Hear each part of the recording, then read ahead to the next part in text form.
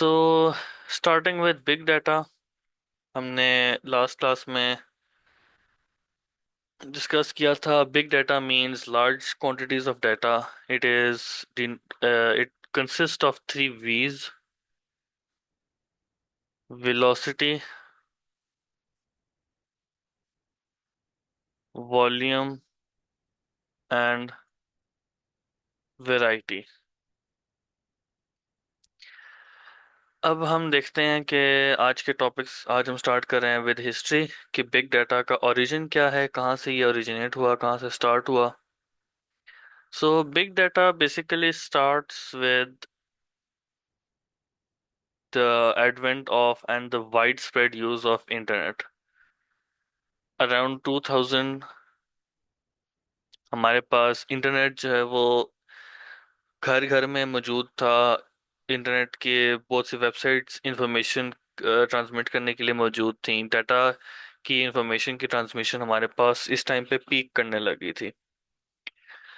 From 2000 to 2005 हमारे पास major social media websites सामने आती हैं, such as Facebook, one of the oldest social media. अब फेसबुक या सोशल मीडिया वेबसाइट्स और यूट्यूब दूसरी इस तरह के ऑनलाइन सर्विसेज के एडवेंट की वजह से हमें हमारी डाटा जनरेशन में एक एक्सट्रीम किस्म का इंक्रीज आता है। डाटा जनरेशन को अगर आपने अंडरस्टैंड करना है तो आप तीन ग्राफ्स के साथ अंडरस्टैंड कर सकते हो। बिफोर इंटरनेट आपके पास data something like this increase हो रहा था।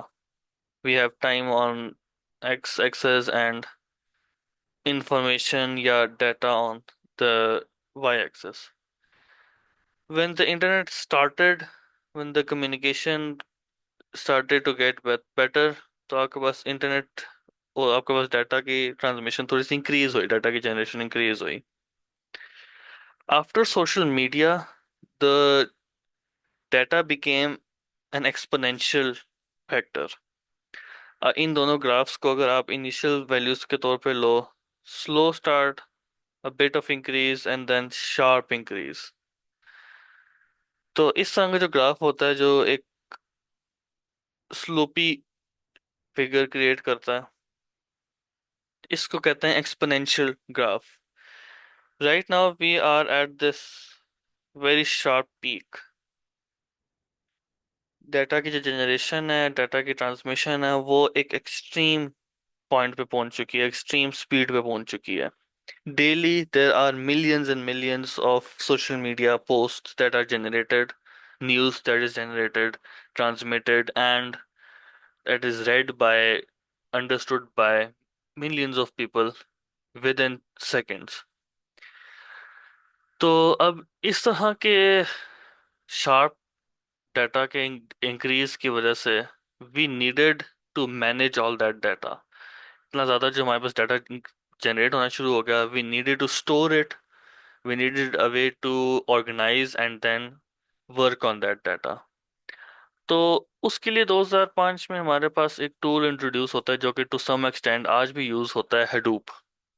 Hadoop is basically data management tool. Storage के लिए भी यूज होता है और ऑर्गेनाइजेशन के लिए भी यूज होता है। यहाँ से हमारे पास कॉन्सेप्ट स्टार्ट होता है बिग डाटा का, और डाटा की इम्पोर्टेंस का कॉन्सेप्ट यहाँ से स्टार्ट होता है कि हम इतना ज़्यादा डाटा जो जनरेट हो रहा है, इसको किस तरह से स्टोर करें, उसको हम यूज़ कैसे कैसे कर सकते हैं, कैसे कैसे हम इंडस्ट्रीज के अंदर उससे बेनिफिट गेन कर सकते हैं। Then recently IoT, internet of things, इसने बहुत ज़्यादा पीक क्रिएट की है डाटा जनरेशन में। आपके जितनी भी स्मार्ट डिवाइसेस हैं वो सब की सब डाटा जनरेट कर रही हैं, डाटा पॉइंट्स गैदर कर रही हैं। चाहे फ्रिज टेम्परेचर को मैनेज कर रहा हो, चाहे आपका माइक्रोवेव ओवन देख रहा हो कि किस तरह के आइटम्स कितनी देर के लिए मोस्टली कुक किए जाते हैं। आपके और दूसरी smart devices, smart bulb, switches, इस तरह की डिफरेंट चीज़ें आ गई, स्मार्ट सिक्योरिटी कैमरास आ गए, डिफरेंट चीज़ें हैं जो कि चीज़ें जो अपने डाटा को गैदर भी कर रही हैं, आगे ट्रांसमिट भी कर रही हैं। अब ट्रांसमिट कहाँ कर रही हैं वो हम नेक्स्ट टॉपिक्स में जाके देखेंगे। लेकिन वो इन डाटा पॉइंट्स को जनरेट करके हमारे पास बिग डाटा के अंदर कंट्रीब्यूट कर रही हैं। This is brief history of big data. इसके बाद हमारे पास आता है एडवांटेजेस एंड बेनिफिट्स। क्या बेनिफिट हमें मिल रहा है बिग डाटा से, इतना ज़्यादा ज़्यादा डाटा जनरेट करके, स्टोर करके, प्रोसेस करके हमें फ़ायदा क्या हो रहा है? पहला फ़ायदा है हमारा प्रोडक्ट डेवलपमेंट। अब प्रोडक्ट डेवलपमेंट में क्या बेनिफिट हमें मिल रहा है? हमें ये बेनिफिट मिल रहा है कि जब भी कभी कोई न्यू प्रोडक्ट बनाना होगा, तो वो बनाने से पहले हम जाएंगे ओल्ड प्रोडक्ट की तरफ। हम इसको एनालाइज करेंगे। या इस ओल्ड प्रोडक्ट के लिए जो कस्टमर रिव्यूज, जो बिग डाटा जनरेट किया गया था, हम उसको एनालाइज करेंगे। क्या चीज़ ठीक थी, क्या चीज़ गलत इंप्लीमेंट की गई थी। उन ठीक चीज़ों को हम आगे फॉरवर्ड ले जाएंगे। जो गलत चीज़ें थी उनको हम फिक्स करेंगे। फिर उसको फिक्स करके हम न्यू प्रोडक्ट की तरफ दोनों को ले जाएंगे। तो इस तरीके से हम नए प्रोडक्ट्स की डेवलपमेंट में कस्टमर का रिव्यू, कस्टमर का इंटरेक्शन देखते हैं, वहां से हम न्यू प्रोडक्ट डेवलपमेंट की तरफ जाते हैं। Then we have predictive maintenance. Maintenance का क्या ताल्लुक हो सकता है? अगेन हमने अभी डिस्कस की ये बात कि आईओटी एग्जिस्ट करता है। आईओटी में आपके जो स्मार्ट डिवाइसेस हैं वो एरर्स को ट्रांसमिट करती हैं towards the parent company. Company के पास वो एरर जाता है, साथ उसके लॉग जाता है। लॉग का मतलब है कि आपके पास क्या क्या टास्क परफॉर्म हो रहे थे जब वो एरर जनरेट हुआ। आपके पास वो लॉग चला जाएगा, कंपनी के पास वो लॉग चला जाएगा। उस लॉग की बेसिस पे फिर आप कह सकते हो कि नेक्स्ट डिवाइस में यही बात जो हमने की कि एरर आया था तो उसको कैसे मैनेज करना है, या फिर कोई update firmware over the air, OTA update के थ्रू उस एरर की रीजन को फिक्स किया जाएगा। उसका एक फिक्स भेजा जाएगा हर एक आईओटी डिवाइस की तरफ। नेक्स्ट हमारे पास आता है कस्टमर एक्सपीरियंस एंड सेटिस्फेक्शन। ये हमारे पास पिछले दोनों पॉइंट्स के साथ लिंक्ड है। Customers experience and satisfaction. Customer को सेटिस्फाई कैसे किया जा सकता है? उसको एक प्रोडक्ट जो उसने परचेज किया है वो बेस्ट पॉसिबल तरीके से उसको रिजल्ट प्रोवाइड करें। बेस्ट पॉसिबल तरीके से, वो बेस्ट पॉसिबल तरीका हम किस तरह से देख सकते हैं?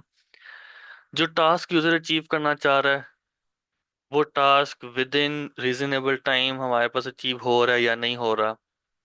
एरर कोई जनरेट होता है या नहीं होता। इसके अलावा ना सिर्फ ये कि ये दो चीजें हम मैनेज करके देख रहे हो, हम ये भी साथ साथ करेंगे। हम ये भी डाटा जो जनरेट कर रही हैं आईओटी डिवाइसेस, उसको गैदर करके हम टुवर्ड्स कंपनी भेजेंगे। और कंपनी उसको एनालाइज करेगी कि यूजर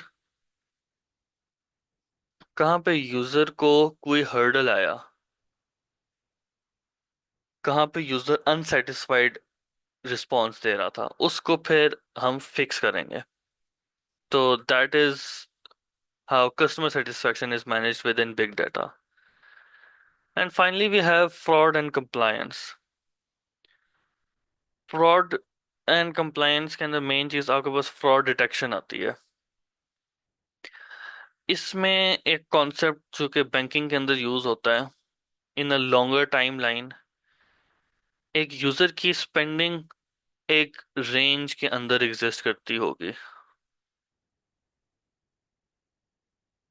पीक्स मींस के उस टाइम पे किसी की सैलरी आती है और स्पेंडिंग एक हद तक, एक लो पॉइंट तक जाएगी।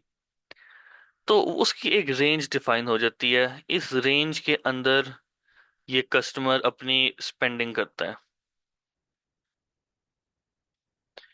अगर आउट ऑफ नोवेयर एक पीक आए, तो ये जो पीक आया है ये किस टाइम पे आया और इसकी क्या वैल्यू थी, इन चीजों को देखते हुए एक अलर्ट जनरेट होती है कि this could be a potential fraud case या पोटेंशियल एरर। अगर स्पेशली क्रेडिट कार्ड की डिटेल्स हों तो बैंक फौरी तौर पे कांटेक्ट करता है कस्टमर से कि did you spend this money और नॉट। अगर किया था तो वो उसको फॉल्स फ्लैग के तौर पे उसको इग्नोर कर देगा। अगर उसने डिटेक्ट अगर कस्टमर कहता है कि नहीं मैंने ये ट्रांजैक्शन नहीं की, तो दिस इज हाईलाइटेड, इसके साथ जो डिटेल्स होंगी, ये ट्रांजैक्शन किस टाइम पे हुई थी, कितनी अमाउंट इसमें स्पेंड की गई थी, ये सारी डिटेल्स नोट कर ली जाएंगी ताकि फ्यूचर में इस तरह की कोई भी ट्रांजैक्शन इस तरह की किसी भी लोकेशन से टाइम पे जो हो रही हो उसको मिनिमाइज किया जा सके। अब ये तो एक यूजर के बारे में है। अगर इसी तरह से लाखों यूजर्स के बारे में डाटा हो तो हमें एक ट्रेंड नजर आएगा कि तमाम फ्रॉड डिटेक्शंस एक सर्टेन टाइम पे होती हैं, एक सर्टेन लोकेशन से होती हैं, एक सर्टेन अमाउंट पे होती हैं और एक सर्टेन करेंसी की होती हैं। फॉर एग्जांपल एक बहुत कॉमन जोक है नाइजेरियन प्रिंस वाला। तो अब जरूरी नहीं है कि जो नाइजेरियन इस हाइपोथेटिकल नाइजेरियन प्रिंस है ये नाइजीरिया का ही हो।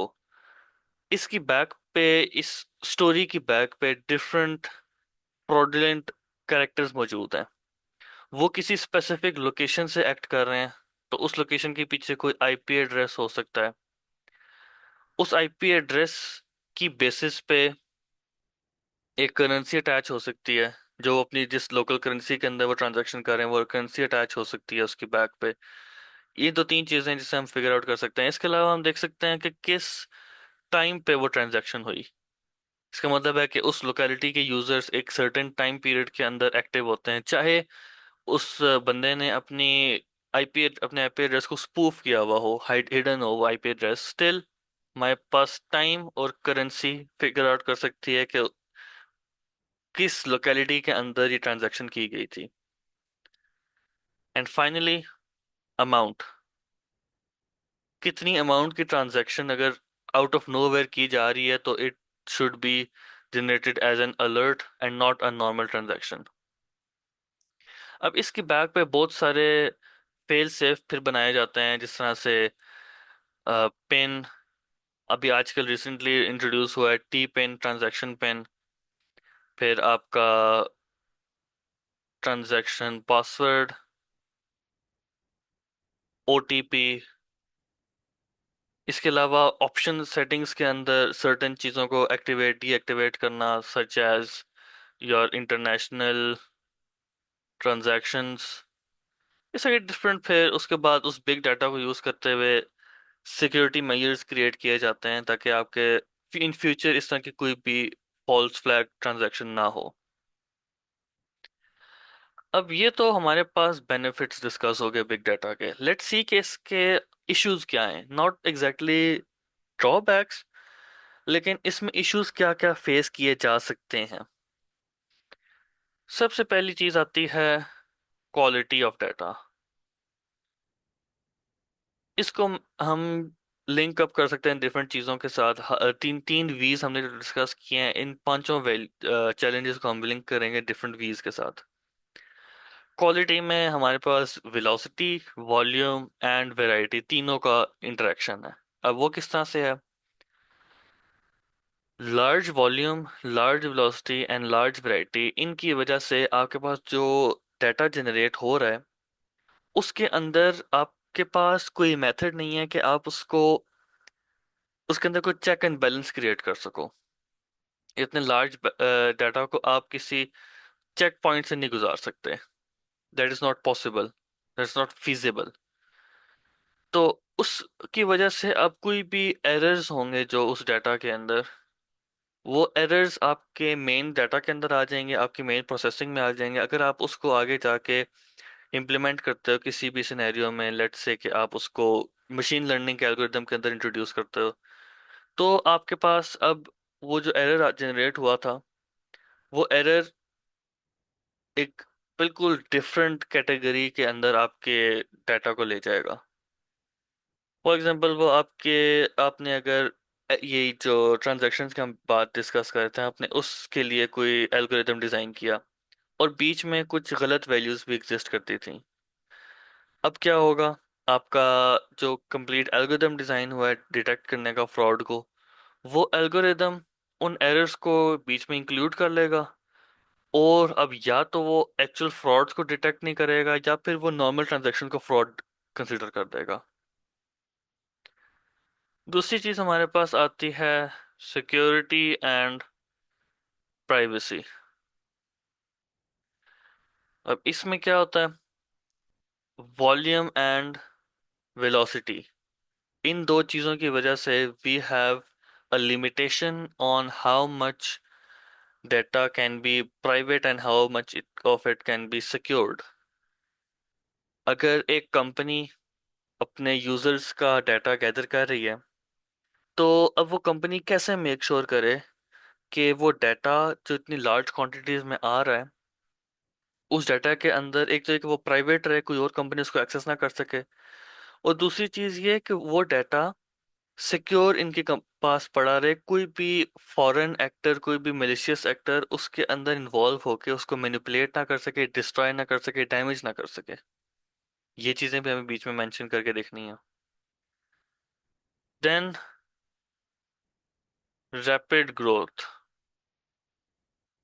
अब ये तो हमारा मेन पॉइंट ही है वॉल्यूम एंड वेलोसिटी का, कि जितना ज़्यादा हमारे पास डाटा जनरेट हो रहा है, जितनी स्पीड में जनरेट हो रहा है, हमें उसके मुताबिक उसको प्रोसेस भी करना है, हमें उसको आगे लेके चलना है, उसमें से कोई इंफॉर्मेशन फिगर आउट करनी है। तो एज आई टोल्ड यू कि हमारा डाटा जो है वो बिग डाटा वो एक्सपोनेंशियली इंक्रीज हो रहा है, तो हमें उसके मुताबिक अपनी प्रोसेसिंग को भी इंक्रीज करना है। Then we have big data tool selection.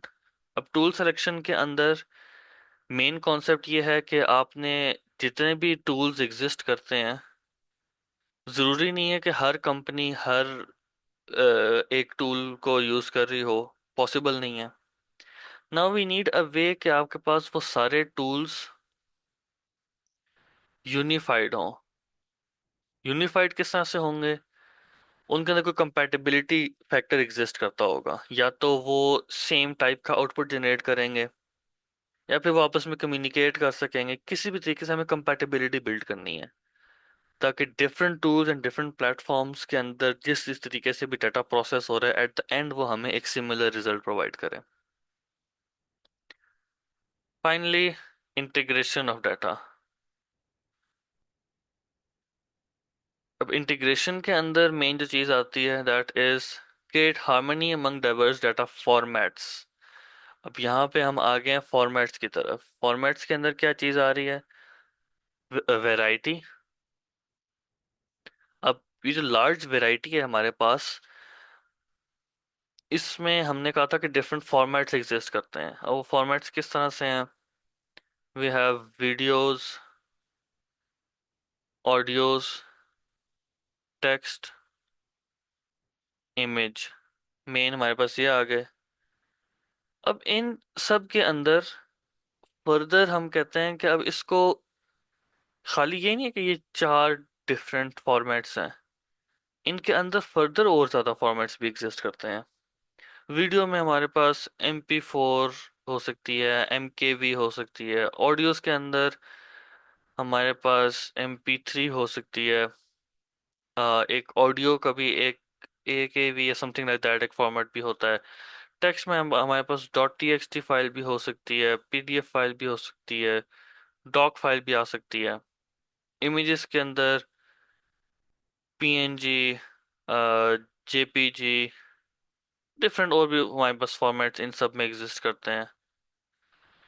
तो अब इन सारे फॉर्मेट्स को का डाटा, हमारा जो डाटा आ रहा है वो इन सारे फॉर्मेट्स की फॉर्म में किसी में भी आ सकता है। तो हमने ऐसा एक टूल भी हमें चाहिए जो इन सारों को के अंदर एक हार्मनी क्रिएट करे। हार्मनी कैसे क्रिएट करे? वो इन सब को एक सिंपल, एक सिंगल फॉर्मेट की तरफ लेके जाए, इन सब में से डाटा एक्सट्रैक्ट करके, और उसके बाद हम उसके ऊपर कोई टास्क परफॉर्म करेंगे, हम उसको उसमें से सेंस क्रिएट करेंगे। Now the next thing we have is 5 major business implementation of big data. कहाँ कहाँ किस किस तरह के बिजनेसेस के अंदर इन्वॉल्व है बिग डाटा, कहाँ पे कॉमनली यूज हो रहा है। First and foremost we have health care. Health care में किस तरह से यूज होगा? आपके पास वेरेबल डिवाइसेस, सेंसर्स एग्जिस्ट करते हैं, not just smart watches. Diabetes के सेंसर्स, स्मार्ट सेंसर एग्जिस्ट करते हैं, ब्लड प्रेशर के सेंसर्स एग्जिस्ट करते हैं। इसी तरह जिन लोगों को फिट्स या इस तरह के इश्यूज होते हैं, उनके कुछ सेंसर्स एग्जिस्ट करते हैं जो ब्रेन एक्टिविटी को मॉनिटर कर रहे होते हैं। तो अब ये सारी चीजें अपना डाटा क्रिएट कर रही हैं और उसको लॉग कर रही हैं, किस टाइम पे, किस सिनेरियो के अंदर, किस तरह का की सिचुएशन क्रिएट हुई। उसके मुताबिक जो हेल्थ केयर की कंपनीज हैं, वो प्रिडिक्शन के मॉडल्स क्रिएट करेंगे। वो उसको रीड करके देखेंगे कि कौन सी मेडिकल इमरजेंसी किस वजह से क्रिएट होती है, उसके पीछे रीजन क्या होती है। इसके अलावा treatment, researchers analyse the data to determine the best treatment for a particular disease. इसी तरीके से हम अगर कहते हैं कि कोविड की एग्जांपल ले लें, अगर फॉर एग्जांपल, तो हम कहते हैं कि 5 या चलें 50 different vaccines on 10 people each, we have 500 people sample. अब इन 500 लोगों की हेल्थ मॉनिटर करके देखेंगे इनकी डेली रूटीन में क्या चेंज आया, हेल्थ में क्या चेंज आया, ब्लड प्रेशर में, ब्लड शुगर में, हार्ट बीट में, ब्लड कंटेंट में, red blood cell and all that. और फिर देखा जाएगा कि इससे क्या फर्क पड़ रहा है। इससे हम फिगर आउट करेंगे कि कौन सी वैक्सीन बेहतर काम कर रही है, कौन सी कम काम कर रही है, कौन सी उल्टा नुकसान पहुंचा रही है, साइड इफेक्ट्स क्या क्रिएट कर रही है। इसके बाद हमारे पास आ जाती है media industry, media and entertainment. Media industry के अंदर जो मेन रोल है बिग डाटा का, वो है एडवर्टाइजमेंट, रिकमेंडेशन सिस्टम, और उस रिकमेंडेशन एडवर्टाइजमेंट की बेसिस पे आपके कंटेंट मोनेटाइजेशन होती है।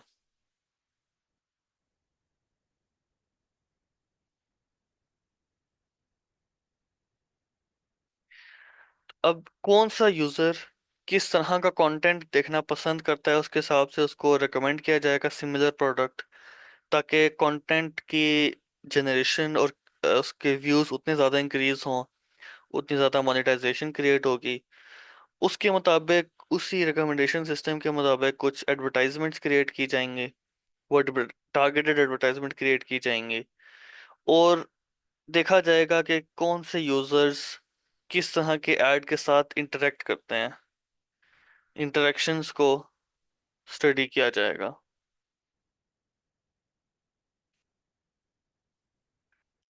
और फिर बेस्ड ऑन दैट इंटरेक्शन हो सकता है कि फर्दर हम इंक्रीज कर रहे हैं उस तरह के एड्स को, डिक्रीज कर रहे हैं, समथिंग लाइक दैट।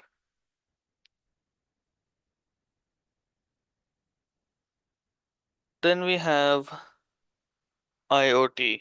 हमने ऑलरेडी आईओटी को डिस्कस भी किया कि आईओटी डिवाइसेस हैं जो आपकी, उनमें किस तरीके से डाटा गैदर हो रहा है, सेंसर्स के अंदर क्या डाटा आ रहा है, वो डाटा किस किस तरह से यूज हो रहा है, कस्टमर किस तरीके से हमारे डाटा को, कस्टमर किस तरीके से हमारी डिवाइस को यूज कर रहा है, उसका रिस्पॉन्स कैसा है, उसका रिएक्शन कैसा है उसके साथ, क्या वो फ्रस्ट्रेटेड है या वो सेटिस्फाइड है। इसके बाद अगर वो सेटिस्फाइड नहीं है तो उसके लिए क्या किया जा सकता है, सॉर्ट ऑफ थिंग हमने भी प्रीवियसली भी डिस्कस की। इसके बाद हमारे पास आती है मैन्युफैक्चरिंग।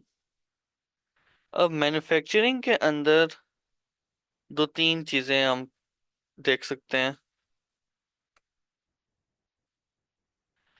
मैन्युफैक्चरिंग में हमारे पास एक तो नीचे से हमारे पास कुछ पॉइंट्स गिवन है, उसको देख लेते हैं। High product quality, we need our product to be high quality. अब वो हाई क्वालिटी कैसा होगा, यूजर के एक्सपीरियंस को हम देखेंगे, हम उसके थ्रू उसके बेसिस पे हम इम्प्रूव करेंगे अपने नेक्स्ट न्यू प्रोडक्ट्स को।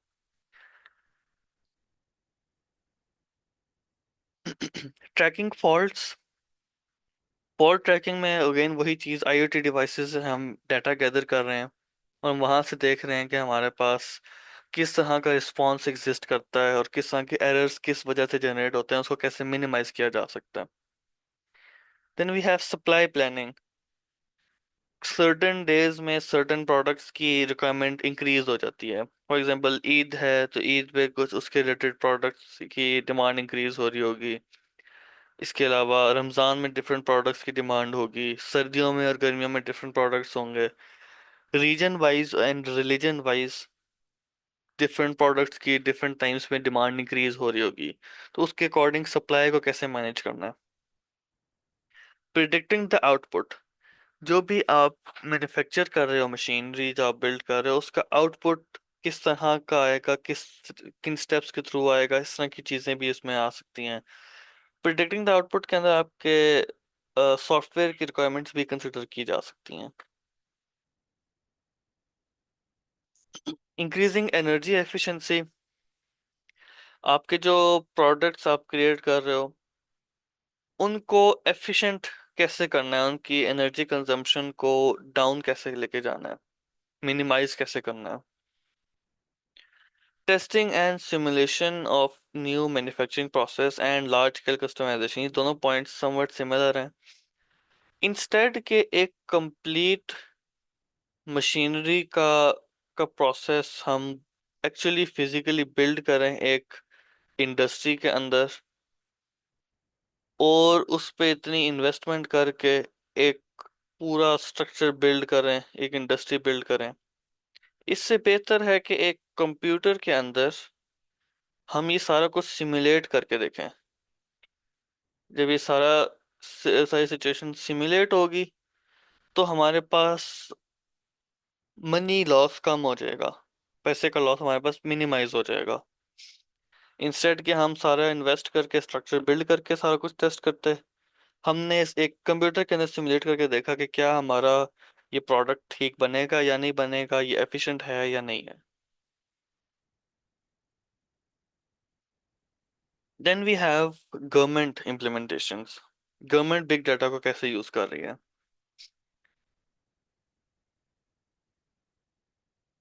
गवर्नमेंट के पास जब डाटा गैदर हो रहा है तो वो डाटा किस तरह का, एग्रीकल्चर का डाटा है कि एग्रीकल्चर में कौन सी क्रॉप्स हैं जिनकी डिमांड इंक्रीज हुई, जिनकी डिक्रीज हुई, किन की क्रिएशन इंक्रीज डिक्रीज हुई, कौन सा प्रोडक्ट ज्यादा बने कौन से कम बने। इसके साथ साथ हम कह सकते हैं कि एविएशन, एविएशन के अंदर रूट्स, फ्लाइंग रूट्स कौन से, कहाँ पे डिमांड इंक्रीज है, कहाँ पे डिमांड कम हुई, कौन से नए रूट्स पॉसिबल हैं, किसी दो रूट्स के अंदर कोई क्लैश तो नहीं आ रहा।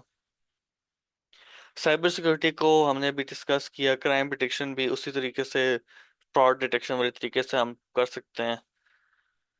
ई कॉमर्स को हमने भी मैन्युफैक्चरिंग के अंदर भी डिस्कस किया कि डिमांड इंक्रीज डिक्रीज को मैनेज करना। Fake news detection, this is an important one, कि जब कभी फेक न्यूज़ सोशल मीडिया में आना बहुत कॉमन सी बात है, तो वो फेक न्यूज़ किस तरीके से डिटेक्ट होगी, किस तरीके से उसको रिमूव किया जा सकता है, और डिटेक्ट करने के लिए भी हमें कैसे पता चलेगा कि कौन सी वाली न्यूज़ ट्रू है और कौन सी वाली फॉल्स है। अब हर एक न्यूज़ को हर एक बंदा बैठ के रीड करके चेक तो नहीं कर सकता, तो हमें ये भी चीज़ इसके अंदर फिगर आउट करनी होती है। फ्रॉड डिटेक्शन भी हमने अभी देख ली, फार्मास्यूटिकल ड्रग एवेल्यूएशन हमने हेल्थ केयर में देख ली, साइंटिफिक रिसर्च भी उससे मिलती जुलती है, फार्मास्यूटिकल वाले से सिमिलर है, और इंडस्ट्री के साथ भी सिमिलर है कि डाटा गैदर किया, अब बिग डाटा के थ्रू अगर हम डाटा गैदर कर रहे हैं तो इंस्टेड के हम एक लैब एनवायरनमेंट के अंदर, एक आइडियल सिनेरियो के अंदर हम देखें, हम real time real life scenarios के अंदर देख के जज कर सकते हैं कि हमारा डाटा किस तरीके से गैदर हो रहा होगा। Then we have weather forecasting. Previously हमने पहले भी देखा था प्रिडिक्शन क्रिएट करना, प्रीवियसली किस तरह का कहाँ पे कैसा वेदर हुआ करता था, अब आगे आके कैसा वेदर होगा। And finally tax compliance is similar to fraud detection.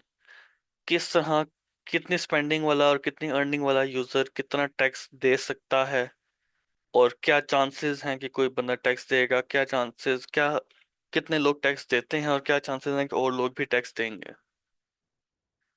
So this is our chapter number 4। जो आपकी लैब एक्टिविटीज हैं, जो फर्स्ट वन है that would be a bit more simpler. Actually all three of them seem to be simple. इसमें यह है कि group activities के फॉर्म में आपको गिवन है, but you can achieve these tasks working alone or with a sibling as well। जहाँ तक रहे क्वेश्चंस, मोस्ट ऑफ देम आपको आंसर्स मिल जाएंगे with in your theory topics.